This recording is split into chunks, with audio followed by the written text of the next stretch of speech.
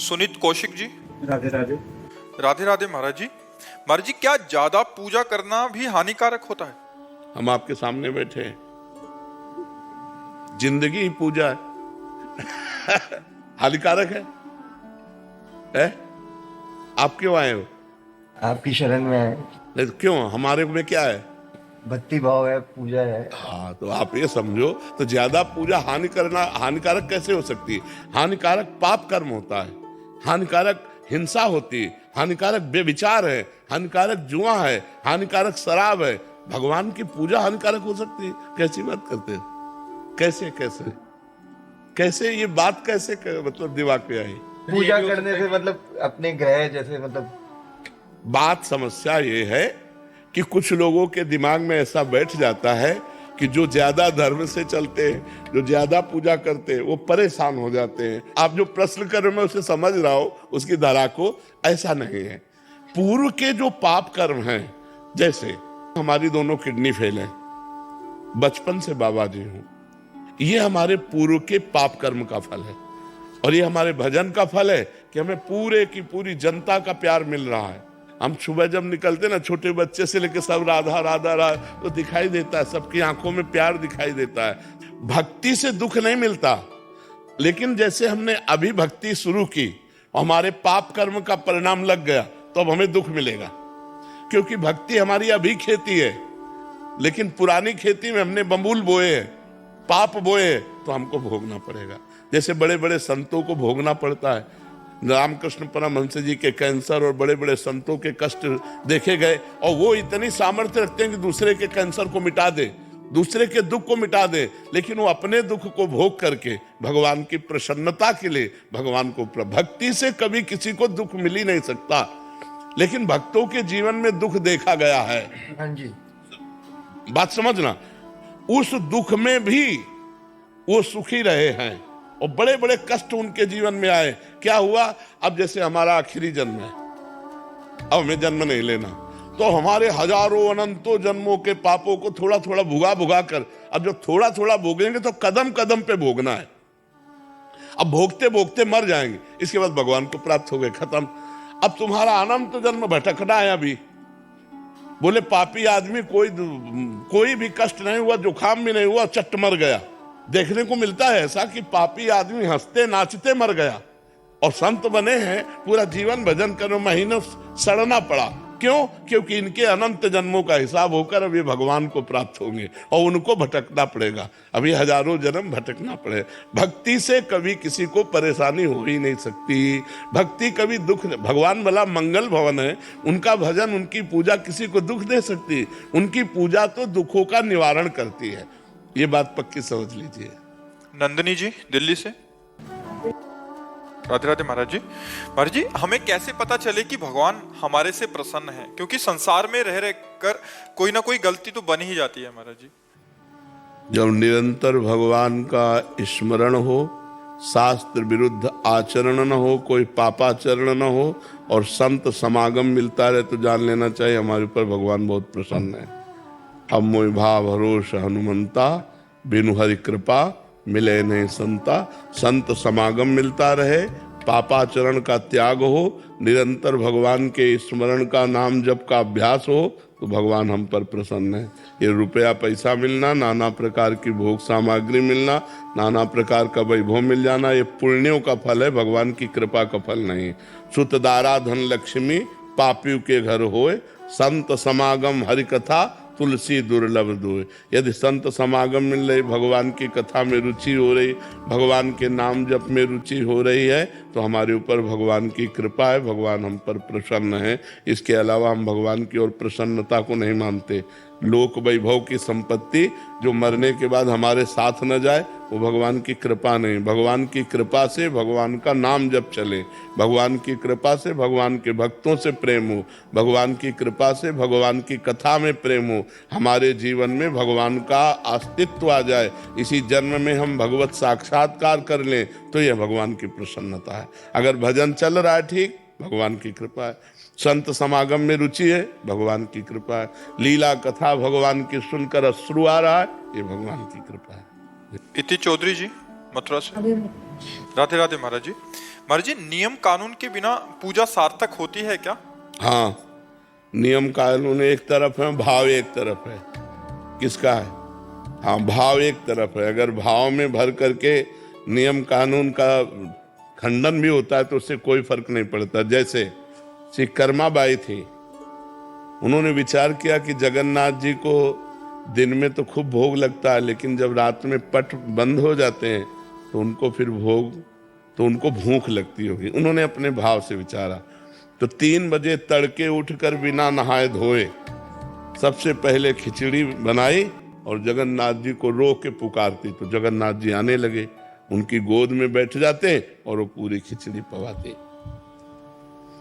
एक दिन 7 बजे लगभग सुबह स्नान करने जा रही थी, तो एक संत भगवान मिल गए जो नियम कानून को जानने वाले थे और नियम से चलते थे। उनका, कर्माबाई स्नान करने जा रहे हो? बोले हाँ। बोले क्या, किस प्रकार की तुम भक्त हो कि सूर्य उदय हो गया अब स्नान करने जा रहे हो? अरे भक्त तो तड़के स्नान करते हैं। तो उनका, तड़के तुम ठाकुर जी का भोग बनाती है? अरे राम राम, कितना बड़ा अपराध करती हो, बिना स्नान किए बिना पवित्र हुए भोग बना के ठाकुर जी को, ये तो अपराध है।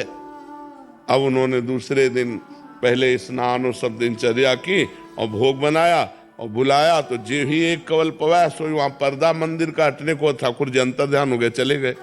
अब वहां खिचड़ी मुंह में लगी थी, एक कवल केवल। तो जगन्नाथ जी के पार्षदों ने पूछा कि जय जय, अभी तो भोग पधराया नहीं, ये मुख में भोग कैसे? अरे बोले, कर्माबाई और नियम वाले के चक्कर में पड़ गई है, तो एक ही कवल में कर्माबाई से कह दो मैं नियमों से प्रसन्न नहीं होता, मैं प्रेम से प्रसन्न होता हूँ, मैं प्रेम से अधीन होता हूँ। तो जब कभी भाव से भक्त पवाता है तो भगवान पाते हैं, नियमों के अनुसार नहीं। नियमावली तो प्रेम प्राप्ति के लिए है और प्रेम को भगवान स्वीकार करते हैं। भाव का भूखा हूं मैं, ना कि नियम का भूखा हूं मैं। भगवान ने क्या कहा? भाव का भूखा हूं मैं और भाव ही एक सार है। भाव से मुझको बजे तो भाव से बेड़ा पार है। भाव बिन सुनी पुकारे मैं कभी सुनता नहीं, भाव पूरित टेर ही करती मुझे लाचार है। भगवान को लाचार कर दे वो भाव, तो भाव की प्राप्ति होती है जब संयम नियम पूर्वक भजन करता चला जाए। लेकिन सेवा में प्रधानता भाव की होनी चाहिए, नियम की नहीं। इसके बाद ये चढ़ना, इसके बाद ये चढ़ना, एक नियम की तरह पूरा हो गया, भाव तुम्हारा बना नहीं। अगर खूब उत्साह है अंदर, जैसे अपने छोटे लाडले बच्चे को पवाना है, रोटी दाल सब्जी खीर पुआ जो भी बनाए और बड़े भाव से गए तो भगवान उससे प्राप्त पाते हैं। बोले, भगवान कहते हैं पत्रम पुष्पम फलम तोयम ये में भक्ता प्रेक्षति। एक चुल्लू जल, एक तुलसी दल, एक फल या एक फूल भाव से मुझे समर्पित कर दिया जाए तो मैं उसे खा लेता हूँ। भाव ही प्रधान है, नियम के द्वारा भाव की पूर्ति होती है। अगर भाव नहीं है तो नियम का कोई महत्व नहीं है। अनिरुद्ध शर्मा जी। राधे राधे। राधे राधे महाराज जी।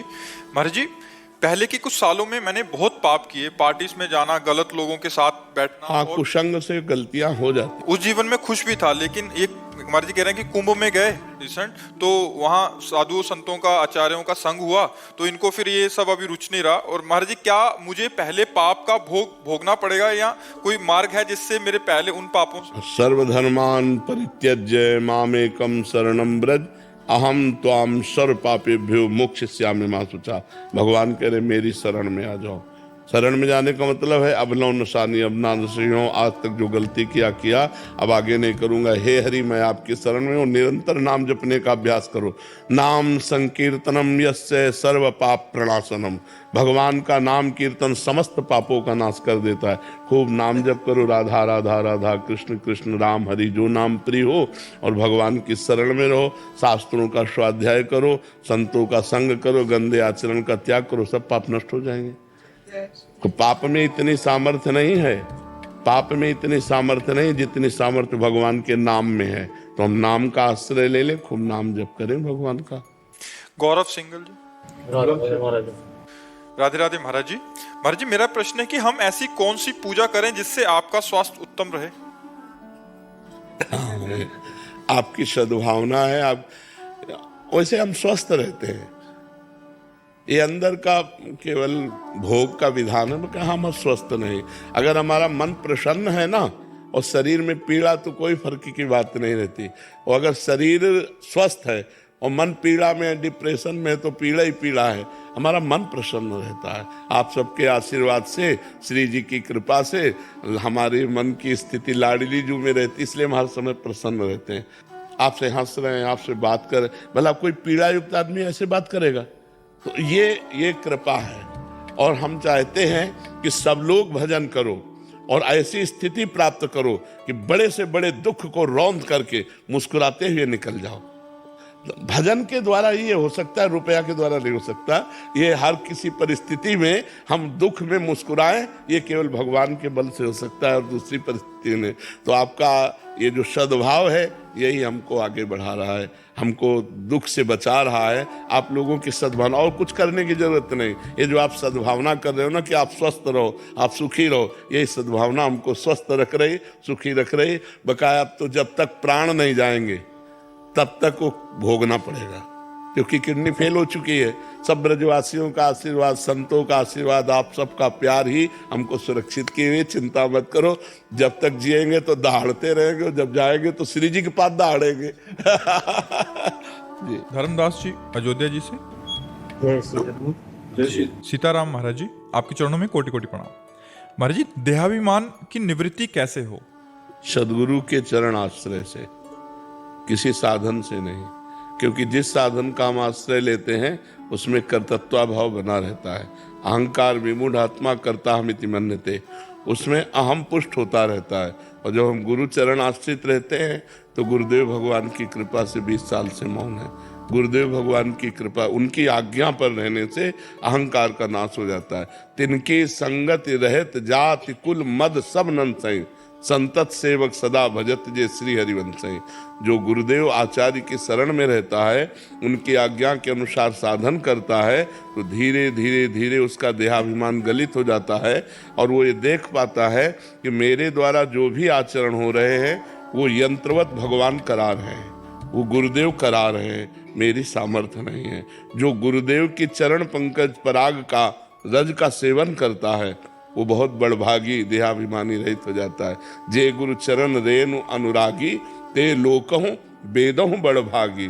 जे गुरु चरण रेणु सिर धरहि, ते जन सकल विभव बस करहि। बन्नो गुरु पद पदुम परागा, सुरुचि सुबास सरस अनुरागा। श्री गुरु पदनख मणिगण ज्योति, सुमिरत दिव्य दृष्टि ही होती। गुरुदेव भगवान की कृपा से देहाभिमान गलित हो जाता है। गुरुदेव भगवान की कृपा ही मोक्ष प्रदान करती है। गुरुदेव भगवान के वाक्य ही महामंत्र है। गुरुदेव भगवान की पूजा ही सर्वस्व पूजा है।